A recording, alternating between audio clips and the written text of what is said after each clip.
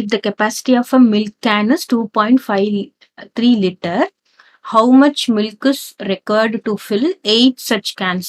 So ஒரு கேனோட capacity எவ்வளவு இருக்குன்னு சொல்றாங்க. ஒன் கேனோட கெப்பாசிட்டி 2.53 லிட்டர்ஸ். ஓகேவா? அதே மாதிரி அப்போ 8 கேன் கெப்பாசிட்டி நம்ம என்ன பண்ண போறோம்?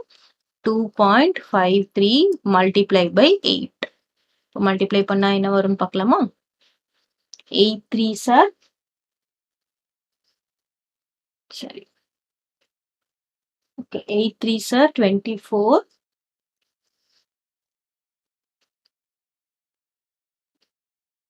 8 3s are 24. அப்புறம் என்ன வரும்? ரிமைண்டர் 2 வரும். 8 5s are 40. 40 plus 2 is 42. Reminder 4 வரும்.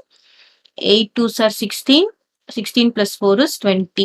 இப்போ நம்ம டெசிமல் பாயிண்ட் எங்க வைக்கணும்? இங்க லாஸ்ட்ல இருந்து பார்க்கணும், ஃபர்ஸ்ட்ல இருந்து பார்க்க கூடாது. லாஸ்ட்ல இருந்து பார்க்கும்போது 3 5 இருக்கு, 2 டிஜிட் இருக்கு. அப்போ இங்க 2 டிஜிட் தள்ளி இங்க வந்து நம்ம பாயிண்ட் வைக்கணும். அப்போ எவ்வளவு வரும்? 20.24 லிட்டர்ஸ் ஆஃப் மில்க் தேவைப்படுது.